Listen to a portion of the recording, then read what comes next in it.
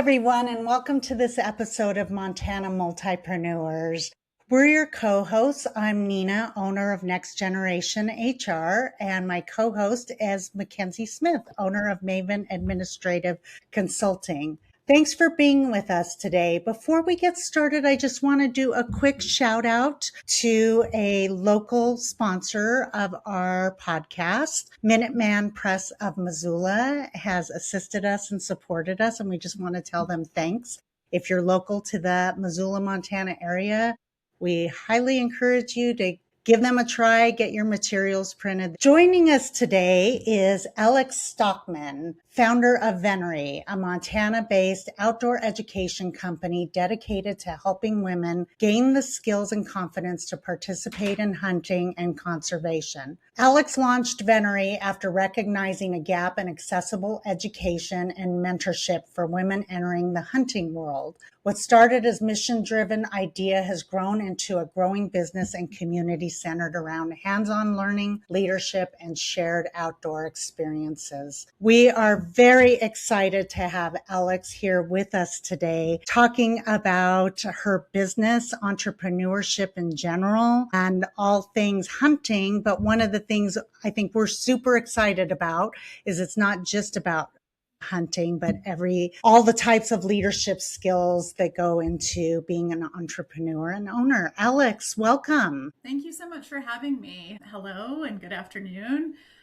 to those listening near and far. Well, thank you.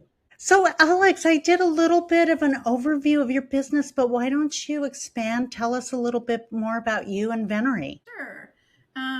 The first thing I like to start with is just the things that I'm interested in because it helps with connection. So primarily I am interested in education, and that's what is at the root of this business that I started. But I'm also very interested in conservation, and I love animals and I love being outdoors, and I love getting people excited about places. And we live in Montana, and it is a beautiful place with so many opportunities to connect with public lands, open spaces, the animals that are here. And so that's what's at the heart of this for me. And because of that, I discovered a gap between hunting education and being part of the hunting community and getting out and doing it. So I participated in hunter's education with my son. I'm a mom of 3 kids. And so I took my son to hunter's education, noticed a gap between that education and then people getting out and doing it in the field, and primarily for adults that don't have families that are into hunting and access to those opportunities. And so that led me to create Venery as an educational space and community for women specifically, because that gap was also there, and women are underrepresented in that hunting community and hunting space. Wow, that's amazing. That's super cool. I think you touched on a few points, community and, connection and things like that. Was there a catalyst where it went from, this is my personal enjoyment to now I want to, start this business and, go on this entrepreneurial journey of education? I think there was, in looking back, it's easier to see like what those few touch points were. During that initial hunter's education class, when I was there with my son, one of the instructors said, "Oh, you're a very engaged parent. Would you consider being a hunter's education instructor with us? And it's a volunteer position."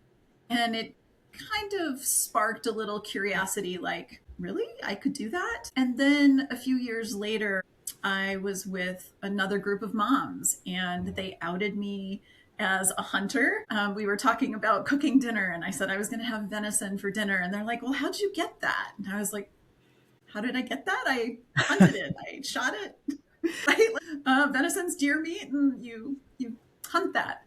And they were surprised that it was me that did it, right? Because traditionally, again, it's more of the males in our family, fathers, brothers, uncles, husbands, that participate in the hunting space. And So this one friend in particular was like, wait a minute, so you know how to hunt and you do this. Will you take me and teach me? So we went and we sat in the field together, and there were a lot of wonderful things that came out of that experience. We sat and we watched the day, the sunlight come through the woods and the world wake up in the woods. And a few things after that experience for her, we talked about it. We didn't harvest any animals during that sit, which is very common for hunting, is you spend a lot of time in the woods and you don't get an animal. But the things that she did get out of it is she, one, realized how still and quiet and nurturing and nourishing being in the woods was, especially as a mom with small children at the time. We both really appreciated just that quiet stillness to be and not be needed and not be asked a bunch of questions all the time or being racing from one thing to another, right? So being in that space. And then also she said, man, the deer here in the woods are so much different than the deer in my neighborhood. No wonder it's so hard to harvest them. But lastly, and I share that because it's not easy. It's not an easy endeavor. But lastly, she said, wow, this is such a great experience. You're a wonderful teacher. Have you ever thought about teaching other people, and especially women in this space? So those two things kind of came together, and I started developing just an opportunity for more women to come together, that community. And the first offering that I had was a women's deer camp. And we went, there were a handful of mom friends. And I just created space for women to come together with a little bit of mentorship. And what I realized out of that opportunity, so it was a small group of 4 or 5 of us, and what I realized again was that disconnect between hunter's education and getting out and doing it on our own. There was like this gap in information and education and experience. And so then I started creating curriculum to support that so that women could feel more have more skills, feel more knowledgeable, and getting out there and doing it on their own. It being applicable is where I fall short. I would love to go to one of your events. I know I've been to archery and that was super fun. But I got to get out to more because you put a bunch of women in a group, fun will be had. Yeah. Can you talk a little bit more about the types of events? Because you mentioned deer hunting, but being on your social media, you offer hunting in a lot of different areas, hunting skills and different events. We're primarily hunting education, and I say that Venery is a hunting school for women where we provide education, mentorship, and community. And the biggest part of that is community. So one of the things that we do every month, an event that we call Cocktails and Conservation. So we get together just to talk about the hunting space, to meet and greet. It's one of the places where I welcome people to come check us out without the pressure, the heaviness, I guess, of hunting and firearms and all those things. It's just a way to connect with other people. And so I invite women to a once a month social at a local restaurant here in Missoula. And sometimes I get to take those on the road when I'm traveling. I had one up in the Flathead Valley. Sometimes I'll be over in the Bozeman area and do a little spontaneous get together.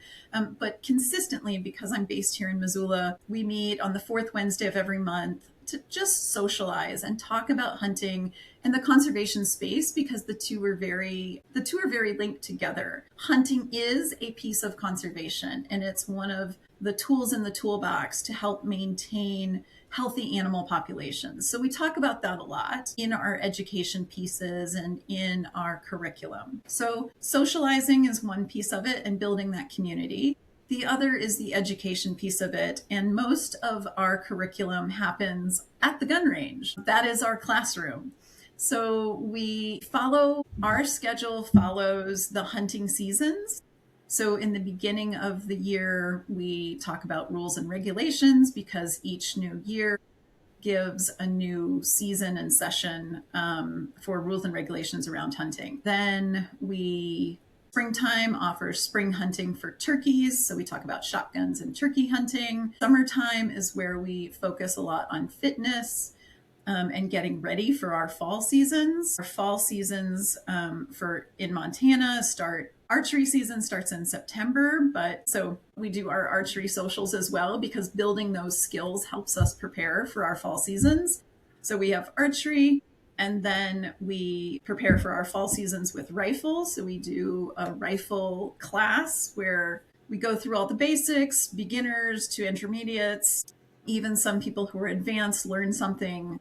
Even I, as the instructor, learn something from our community, whether it's based on their questions or someone comes with a rifle that I'm not familiar with and we figure it out together. So rifle leads into our rifle season, which is deer, elk, and antelope here in Montana. And then we end out the year, we round it all out, going back to our shotguns and do waterfowl. And so we learn about waterfowl and waterfowl hunting. So that's the calendar in a really brief overview.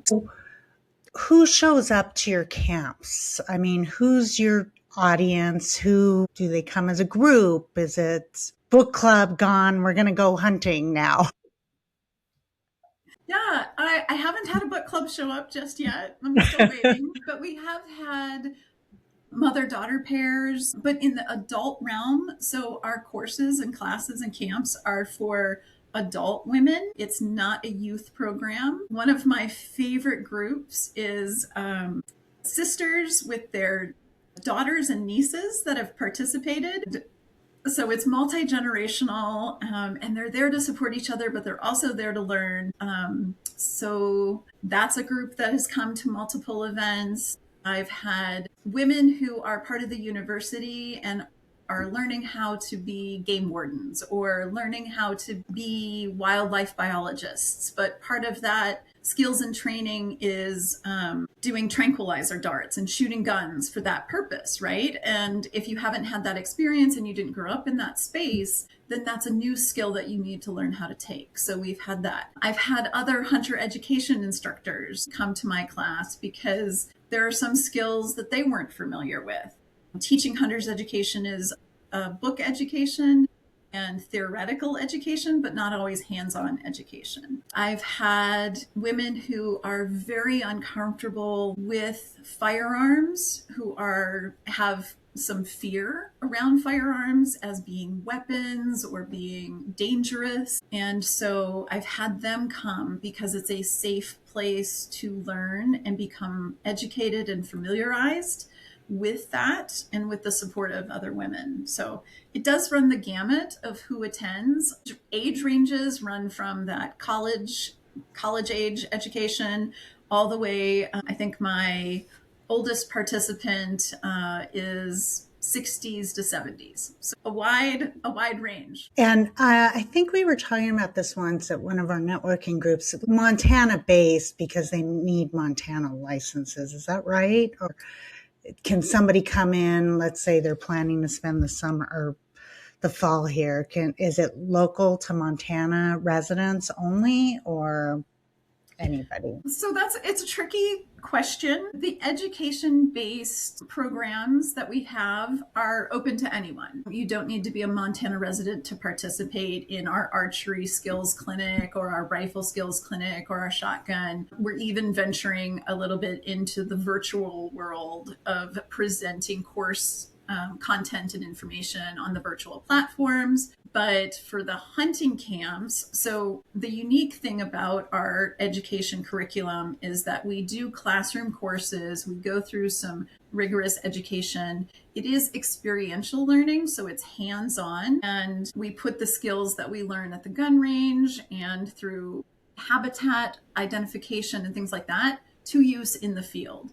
And so we do that through our camps. And so they're experiential mentored camps where we go out in the field. For those folks who would like to harvest wild game animals in Montana, yes, it's regulated through Fish, Wildlife, and Parks, and you need to be a licensed hunter to participate in that. If you didn't want to carry a gun and harvest an animal, you could participate. We've had folks from out of state participate in those camps and those hunts, buying out-of-state licenses, participating as non-shooting members. The term we use is green hunters.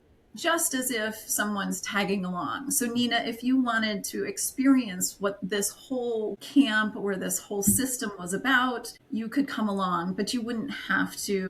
We wouldn't require you to buy a license, carry a gun, shoot an animal, right? Oh. We meet you where you're at in your level of interest and participation. Yeah, it just sounded interesting when you were talking about community and the networking groups and stuff, just to be, if somebody just wants to be a part of that and get some different exposure to some people in those groups. So that is all very interesting. And I love hearing about just breaking those barriers that might be there, or even mindsets about it. Mac and I both have daughters ourselves. So my daughter learned from her dad turkey hunting and everything, but that's certainly something I couldn't train her myself. So I think that's really wonderful.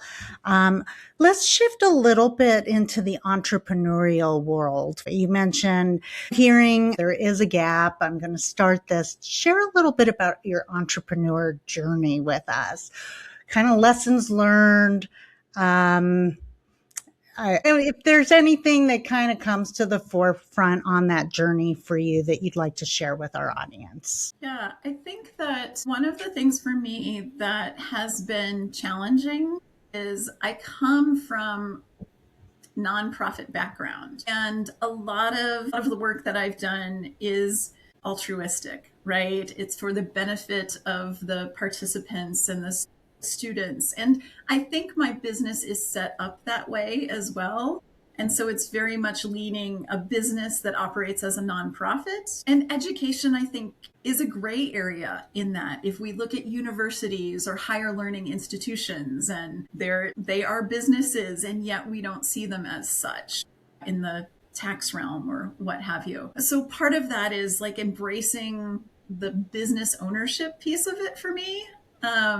And one of the places that I was able to step into my CEO mindset, if you will, was through a networking group that we participate in. And I was able to start molding and refining who I am and what I am in this space, and really owning being an entrepreneur. And I think it came about because, again, for me, it comes back to that community and that support of other women, encouraging that part of it. Like, yes, what you're doing is exciting. And yes, what you're doing is meaningful. And there is a gap, and I am interested. And I might not participate, but I love how you're showing up in this space. And so I think those things for entrepreneurs, especially women, have been really important. Just that encouragement, sounding boards, things like that. Other lessons learned is technology for me was a weakness, and I needed to bring other people in to help out with technology. And it changes so rapidly. So knowing what technology you need, and how I started off,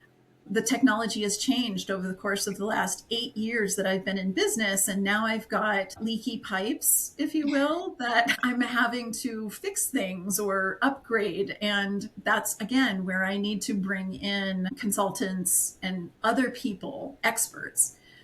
So as a solo entrepreneur, it's trusting those people with your creation, and being like, don't break it. Please don't break it. And trusting in your head, it's so being able to delegate that and get, your creativity out, is a feat. But you're not alone. You're not alone with, having leaky pipes. So many people do, myself included. Who knew that the system you created 5 years ago, be easily integratable with other systems?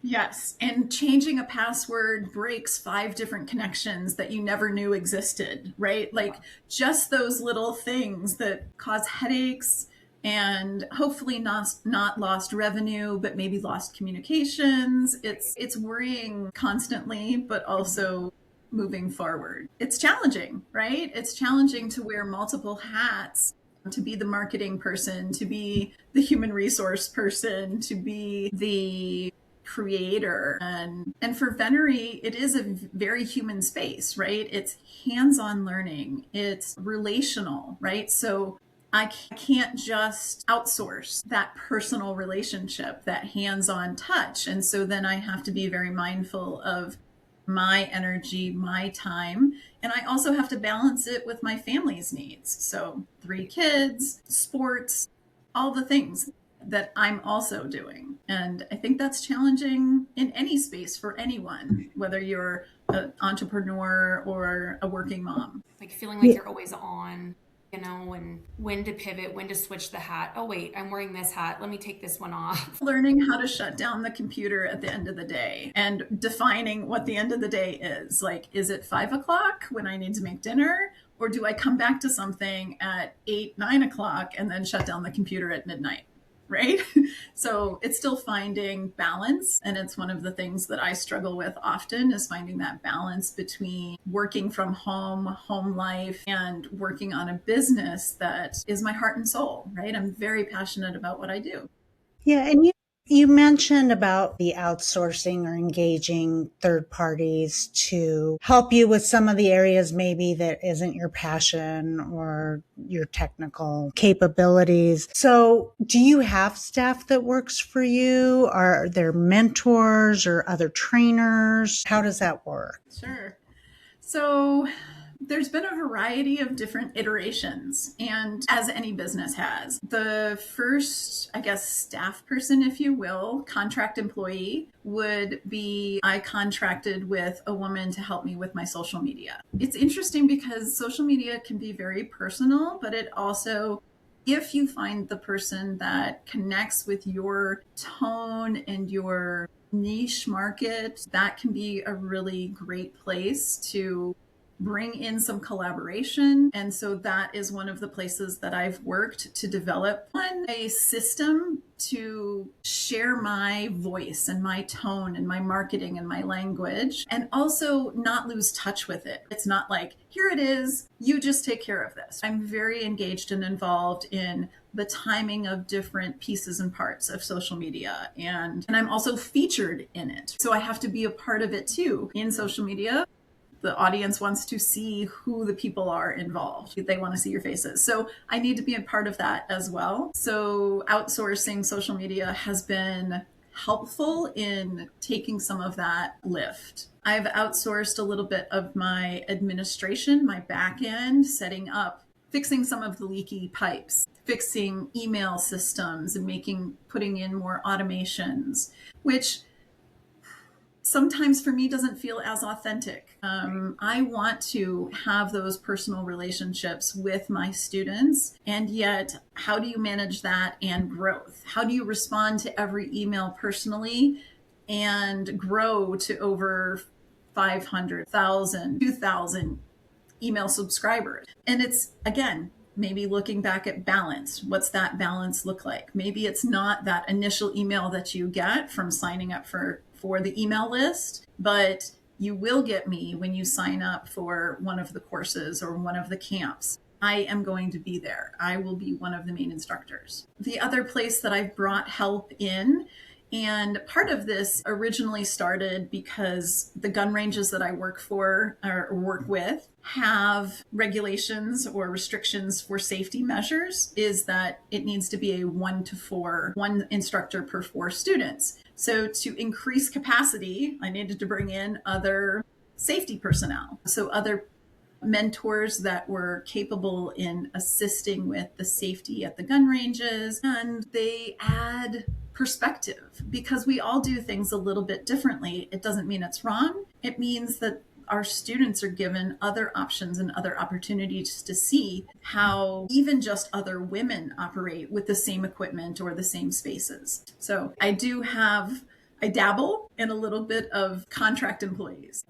I'm curious, on social media with the industry that you're in and guns, is that something like, do you face shadow banning at all with your media, or is that not for anything? Quite a while. I don't see it as often now as I did before. I think it's still difficult, and one thing that we haven't explored recently because it seemed futile is more the advertisement through social media. So promoting social media posts or advertising through Facebook or Google ads or things like that. And when firearms are featured, that can be a little bit more difficult because it is a very protected industry. The ATF, think alcohol, tobacco, and firearms industry, right? Those are very regulated, and it can be challenging. So most of the time, the social media that we present is going to be about the human experience, is going to be about the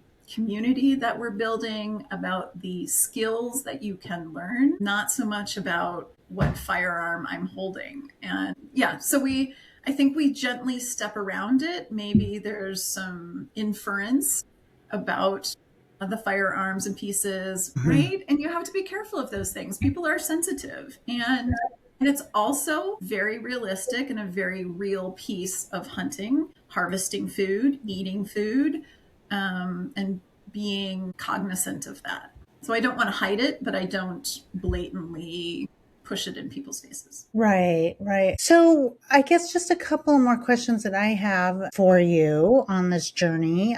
What is one piece of advice you might give to aspiring entrepreneurs that are just starting out field? So one of the pieces of advice I got when I started, because I have all these grand ideas and I still do, but it's focus. Find your dot and focus on that dot and build that dot to what you want it to be. And then that growth and expansion will come from being very focused on that thing. So I think what happens, especially in entrepreneurial spaces, is we start and then we get excited and we add something and then we add something else, and it becomes very diluted is what we're offering, or we fragment our energy to multiple things. And that's where the direction just is very scattered. And so in developing something, stay focused, write down the ideas. Don't lose the ideas because they will come and then you can integrate them. When I was telling you about how Venery started, we just started with deer camp.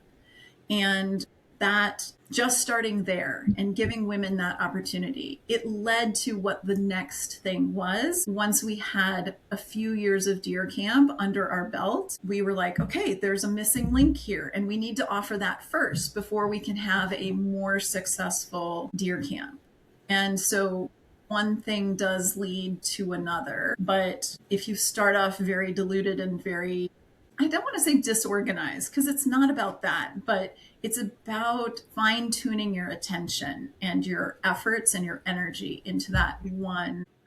Well, it's so easy to do. I mean, with AI and media, and you're seeing what other people are doing and like, oh, I want some of that, or the new and different AI things and everything you can do either yourself or outsource or different arenas and markets. It's easy to get caught in that trap. Very whatnot. The other thing I would say is consistency. One of my instructors and mentors and I talk about this often, is that consistency of every month I offer a social. Every year I offer deer camp. Every year, that consistency. When you're starting out a new business, people want to see that you are reliable. People want to see that every year you're going to offer the same things, right? It's why we gravitate towards certain coffee shops, especially when we're traveling. That cup of coffee is going to be consistent. We know it. It's reliable. And I think as entrepreneurs, we forget that human nature of wanting something familiar, wanting something consistent. And for my service industry, it's about people learning about what I'm doing, but they've already planned out their year. So they need to know I'm going to offer it again next year when they can plan to make it happen in their lives. And versus trying to do it spontaneously and trying to force it. Like, the journey for my customers and my students is a long one. And I think we need to remember that as entrepreneurs, that, right, it's 7 touches or more probably now that people need to have with your branding, with your message, with your information before they even take action or realize that they are interested. So if you are consistent, if you have that durability over time, the customers will start realizing that it's not just a one-hit wonder, and you'll be there for the longevity, and those customers will finally come and see you. Love that. Yeah, I would say for me, I just have a lot of changes going on right now. So, talking consistency, it's really going back to finding that thing and running towards that. I'm a newer entrepreneur, so there are so many things, that opportunities, I would say, that saying yes, I think, to a lot definitely catches up. But once you kind of find that one thing, it's easy to be consistent for and to keep showing up. So, what's something you have coming up in the near future? Something that we can look forward to seeing coming out of Venery that you're excited about? So on the business side of things, one of the things that I am working on and looking at is the maturity of my business. So I've been in business for 8 years, and I'm at that pivotal point where, yes, I'm a solo entrepreneur. Yes, I have contract employees, but how do I handle growth? What does growth look like for me in keeping those relationships part of the business, in keeping my capacity and my human element part of the business, but also having growing capacity to offer more programs, be in more places at one time. And so as the founder, I'm looking at how do I manage that growth, and what does that look like? So that's kind of coming on the entrepreneurial side of things, and strategically looking at what positions do I need? Is it going to be more contract employees? Right. I don't know. It's interesting, just like how to grow and where to grow. And one of the things that I look at is just what positions do I need to keep producing the same quality and the same community, the same attention to the community. That's important to me, right? That value. The other thing I did allude to is more virtual opportunities. So one of the things that we are testing out, and we did our first virtual turkey class just in February, and we have a new virtual class coming out in March. So one of the other classes that we have in March is our rules and regulations class, which is virtual. And then we're looking at launching a virtual series for the second quarter of the year, which will be April, May, and June. And we're hoping to have a segment on bear hunting, which we haven't really delved into before. And then fitness in May, and then in June, kind of revisiting the tagging, licensing, application process and the apps that are out there to assist with that. So it's not just about hunting in Montana, but for our more advanced hunters that are part of our community, about accessing hunting opportunities in other states. So looking forward to that. If you are interested, you can find out more about Venery and our courses and offerings at venerymt.com. Perfect. That's a great ending to the segment. We will, of course, be sharing your socials when we go out with the podcast as well. And I'm glad that you did that. You can also find Mac at mavenadministrativeconsulting.com and myself at Next Generation HR. And again, a special thanks to Minuteman Press of Missoula for sponsoring this episode. Thank you, Alex, for taking the time. And I don't know if we talked about it, but we all met networking. And so bringing it all together, community connection is super important. And obviously you are very passionate about what you do. It's really nice to be around other ambitious women. So thank you for taking the time to chat with us. Yeah, thank you. I appreciated the invitation and being recognized in our circle of entrepreneurs, and having the opportunity to share my story and get it out there for others to learn from. So thank you. Appreciate what you guys are doing.